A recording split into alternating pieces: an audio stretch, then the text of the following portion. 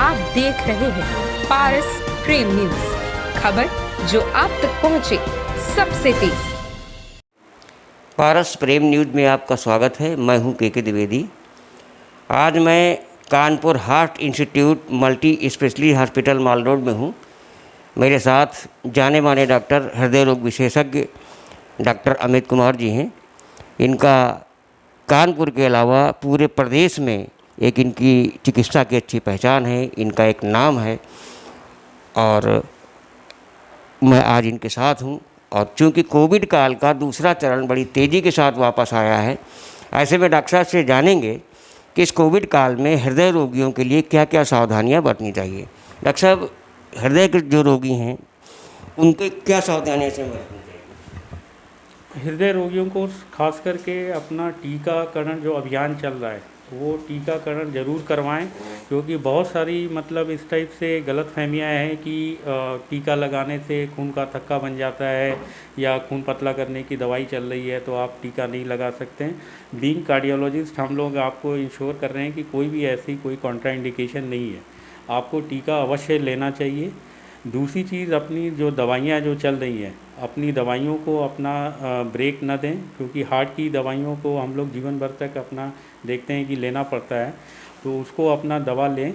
और अगर डॉक्टर से आप अपने मुलाकात नहीं हो पा रही है तो ऑनलाइन ओपीडी की सर्विसेज मौजूद हैं, उसके माध्यम से अपना कंसल्ट करके अपना दवाइयों का डोज ऊपर नीचे करा सकते हैं। तो दो इम्पॉर्टेंट चीज़ है आज के टाइम को देखते हुए, एक तो वैक्सीनेशन ज़रूरी है, दूसरी चीज़ अपनी दवाइयों को निरंतर अपना जैसा बताया गया उसको लेते रहें। ये कोरोना का संक्रमण हृदय रोगियों पर किस तरह से असर करता है, कहाँ कहाँ प्रभाव डालता है?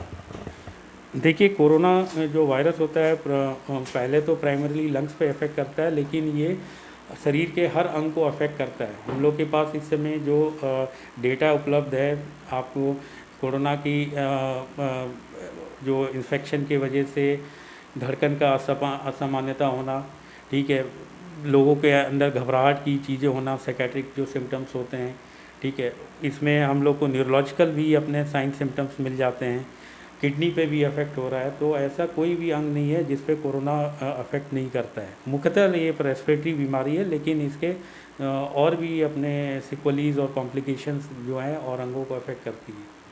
ये जो हृदय रोगी हैं इनमें किस तरह के सिम्टम्स आते हैं, कैसे उनको ये समझ में आ जाना चाहिए या किस तरह से उनको एडमिट होना चाहिए, कब स्थितियाँ ऐसी आती हैं? कोविड पेशेंट को जैसे जो कि इस समय जो लक्षण है, जनरल बुखार, सर्दी जुकाम या अपना सांस में दिक्कत आना, तो अपने को पहले पैनिक नहीं करना है और जो भी अपना गवर्नमेंट द्वारा अपना दिशा निर्देश दिया गया है या ऑनलाइन जो अपने डॉक्टर से संपर्क करके अपनी दवाइयाँ चालू करें और अपने सैचुरेशन को देखते रहें। जैसे अभी क्या देखने में आ रहा है कि अगर किसी का RT-PCR कोविड पॉजिटिव है और उसका सैचुरेशन 99 है तो उसे घबराने की ज़रूरत नहीं है।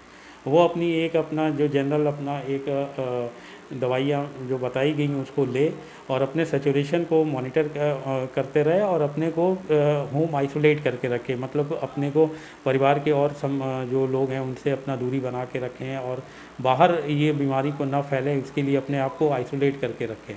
और बाकी अपने डाइट को अच्छा रखें, पानी उनी अपना अच्छे टाइम से पीते रहें, क्योंकि अगर आप इसमें डिप्रेस होते हैं या परेशान होते हैं तो ये चीज़ें आपके लिए घातक हो सकती हैं।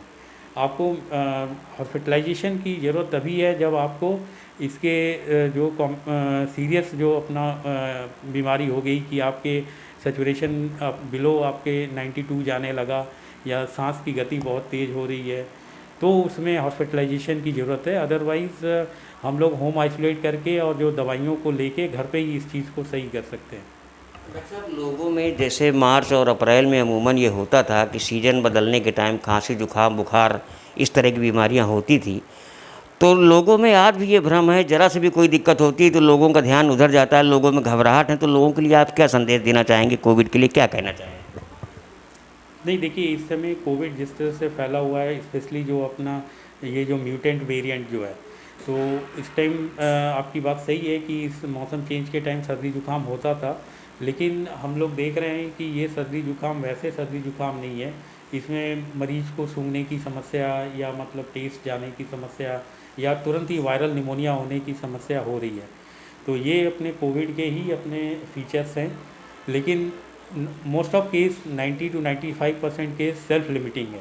अपने आप हफ्ता 10 दिन में जो अपनी सपोर्टिव थेरेपी है उससे चीज़ें कंट्रोल हो जाएगी और अपने आप रोग मुक्त हो जाएंगे। दिक्कत उनको है जिनके कोमॉर्बिडिटीज़ है। सपोज़ करिए पेशेंट को पहले से हार्ट डिजीज़ है या किडनी का प्रॉब्लम है या अनकंट्रोल्ड डायबिटीज़ है, तो वो अपने चीज़ों को थोड़ा सा अपना उनके लिए ज़्यादा कष्टकारी है कोरोना। और उसी के केस में ज़्यादा हम लोग ये देख रहे हैं कि कैजुअल्टीज़ भी हो रही हैं। सर एक चीज़ और है कि जैसे तमाम लोग शुगर के पेशेंट हैं, हार्ट के पेशेंट हैं और या फेफड़े से संबंधित कोई शिकायत है, तो लोगों में बड़ी भ्रांति है कि ये टीका लेना चाहिए या नहीं लेना चाहिए कोविड वैक्सीन, तो इस पर क्या आपकी राय है? नहीं, ये बहुत ही अच्छी क्वेश्चन आपने पूछी है। इस पर हम यही कहेंगे कि आपको टीका तो अवश्य ही लेना है। टीका लेने से ये देखा जा रहा है कि जो गंभीर स्थिति हो जाती थी कोरोना वाले पेशेंट्स की, वो काफ़ी हद तक कंट्रोल हुई है। तो टीका चाहे डायबिटीज़ हो, चाहे आप हार्ट पेशेंट हो या न्यूरोलॉजिकल कोई आप बीमारी हो, टीका आपको अवश्य ही लेना है।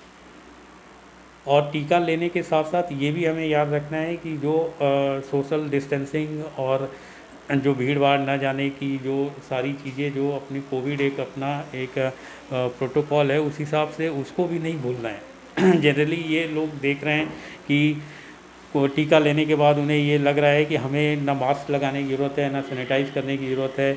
तो वो चीज़ अपने आप को नहीं करना है। टीका आपके रोग को अपने काफ़ी हद तक कम करता है और आपको गंभीर बीमारियों से बचाता है, लेकिन उसके साथ साथ जो स्टैंडर्ड कोविड के जो आपने जो गाइडलाइंस दिए गए हैं जो सुरक्षा के लिए, उसको भी फॉलो करना है। सर अब एक अंतिम प्रश्न आपसे और है कि ये जो वैक्सीन लगती है, पहली वैक्सीन के बाद दूसरी वैक्सीन मेरे ख्याल 28 दिन बाद लगती है, तो दोनों वैक्सीन लगने के बाद एंटीबॉडी का बनना उसका क्या सिस्टम होता है, थोड़ा इसके बारे में? एंटीबॉडी देखिए, आपके बाद जो 2 वैक्सीन लगने के 6 सप्ताह बाद आपको वैक्सीन मतलब एंटीबॉडीज़ डेवलप हो जाते हैं बॉडी में। तो उसके बाद भी आपके मतलब कि ये जो एंटीबॉडीज़ हैं वो साल भर बाद अपने आप को फिर से अपना हो सकता है कि हमें बूस्टर डोज लेना पड़े।